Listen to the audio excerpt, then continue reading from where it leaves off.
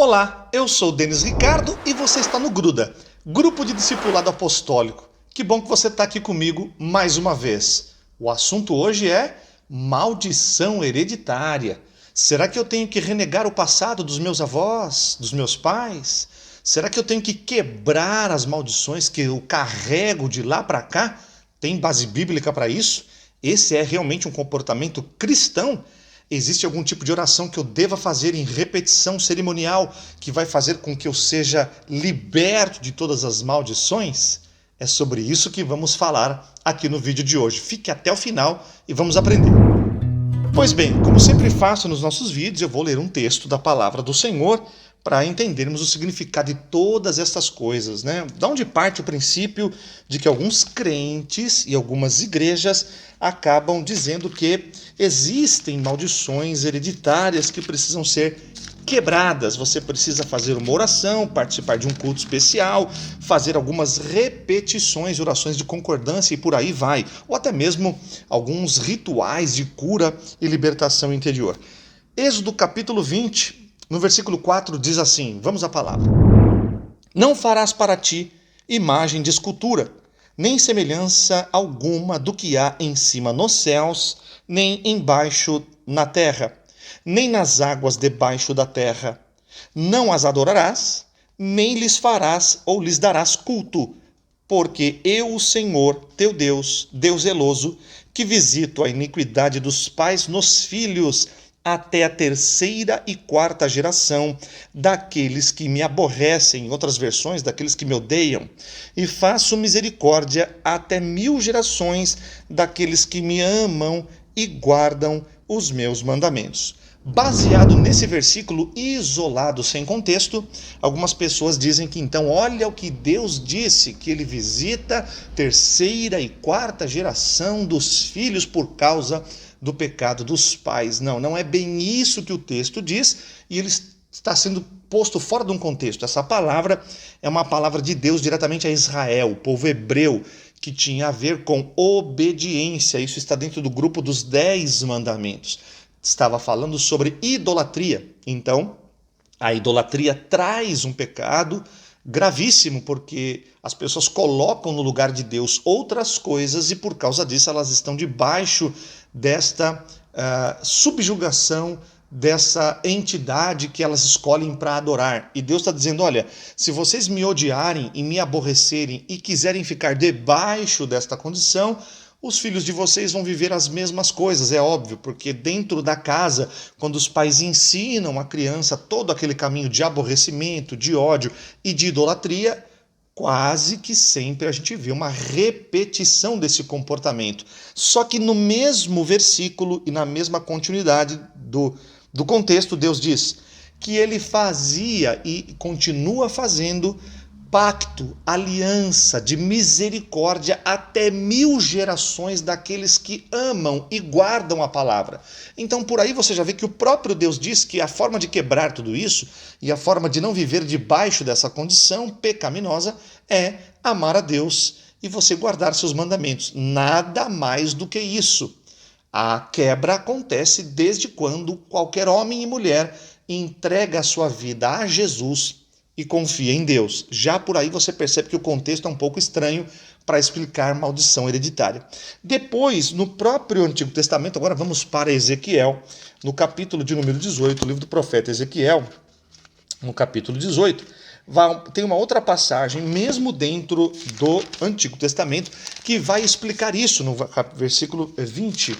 Vamos ver o 20 e o 21. Ezequiel capítulo 18, versículo 20 e 21. A alma que pecar, essa morrerá. O filho não levará a iniquidade do pai, nem o pai a iniquidade do filho. A justiça do justo ficará sobre ele, e a perversidade do perverso cairá sobre este.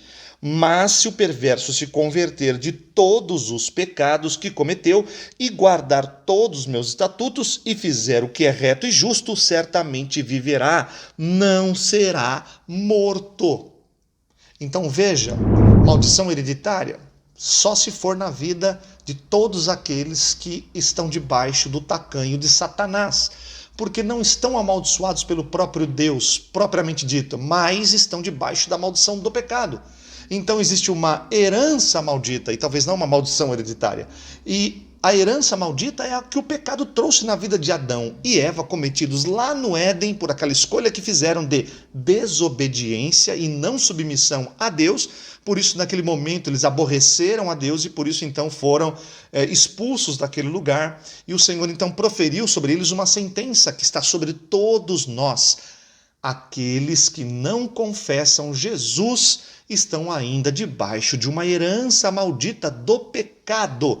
Não que seus pais, não que Adão e Eva agora podem ser culpados pelas suas decisões e culpados pelo seu próprio nascimento. Todos nós pecamos, destituídos fomos da glória de Deus, então por isso estaremos debaixo de maldição. E qual maldição? A maldição do pecado. Mas um crente, um cristão, um lavado e remido pelo sangue do Cordeiro, não está mais debaixo de nenhuma maldição que seja. Então, se alguém pregar para você que você precisa quebrar maldições, você vai ter que responder com alguns versículos que vou ler para você agora e que vai fazer toda a diferença na história da sua vida. Você não precisa quebrar a maldição, porque aquele que é maior do que todos se fez maldito e quebrou a maldição por você. Quer que eu leia um texto aqui para você ter certeza? Veja o texto de Gálatas capítulo 3, versículo 13 e 14. Vamos ler. Cristo nos resgatou da maldição da lei, fazendo-se ele próprio maldição em nosso lugar, porque está escrito: maldito todo aquele que for pendurado em madeiro, para que a bênção de Abraão chegasse aos gentios, em Jesus Cristo, a fim de que recebêssemos pela fé o Espírito prometido. Aleluia!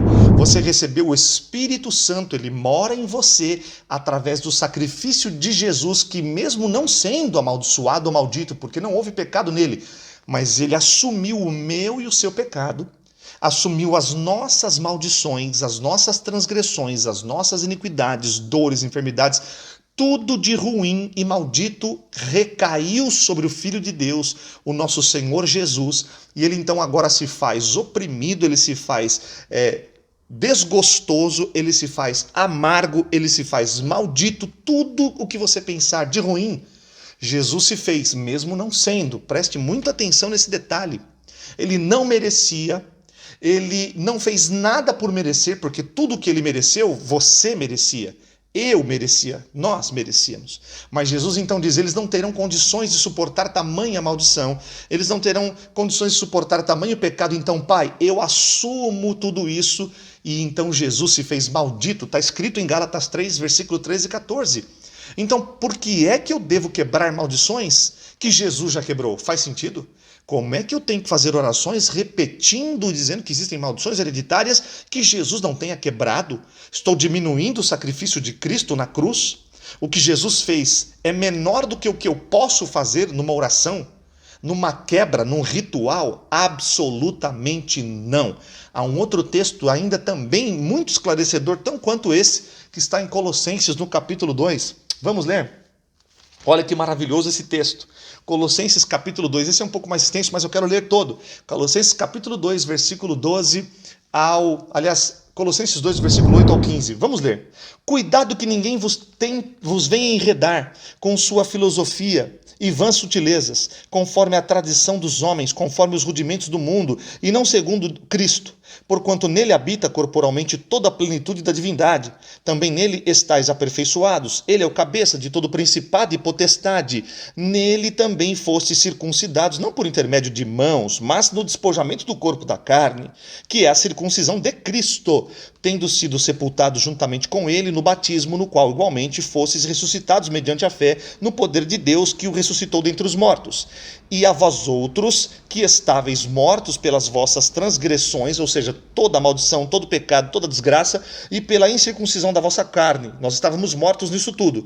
Só que Jesus nos deu vida juntamente com ele, perdoando todos os nossos delitos, tendo cancelado o escrito de dívida que era contra nós e que constava de ordenanças, o qual era prejudicial, nos era prejudicial, removeu então tudo isso e o inteiramente encravando na cruz e despojando os principados e as potestades, publicamente os expôs ao desprezo, triunfando deles na cruz. A maldição, seja qual for ela, toda ela, foi exterminada na cruz do Calvário. Portanto, Romanos 8, nenhuma acusação há para aqueles que estão em Cristo Jesus, que não andam mais segundo nenhuma dessas condições, nenhum rudimento humano, aliás, nem na lei. Porque quando Deus diz isso a Israel, eles estavam debaixo de uma lei que Jesus cumpriu. Jesus não revogou, mas cumpriu. Então nós estamos cobertos pela cobertura e pelo cumprimento da lei que Jesus já cumpriu. E pela graça agora nós somos libertos das maldições. Aí você me pergunta, mas Denis, eu sei que existem situações, eu mesmo vejo aqui na minha casa, fulano bebia, e agora o outro fulano também bebe, o filho passou para o neto. Meu irmão, existe uma coisa chamada herança genética. E isso a medicina explica, a epigenética já está estudando isso, são fatores externos ambientais que inclusive fazem com que os nossos DNAs, a genética, o genoma, os genes, eles podem ser inibidos ou podem ser lançados mais ou menos dependendo da influência externa. A medicina já explica isso, o que a gente chama para nós espirituais de consequências do pecado.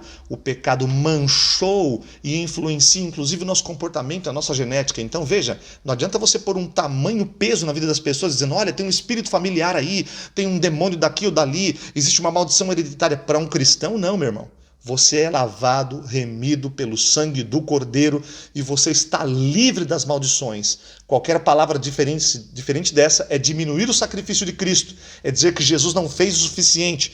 Jesus fez o suficiente, poderosamente, de uma forma sobrenatural e graciosa e te libertou de todas as maldições. Maldição hereditária nesse sentido não existe na vida de um cristão que já foi vitorioso e continua sendo vitorioso na cruz do Calvário. Se você gostou desse vídeo, compartilhe, dê o seu like, se inscreva no nosso canal se você ainda não é, ative o sininho de notificações e Deus te abençoe em tudo. Espero ter te ajudado com esse vídeo.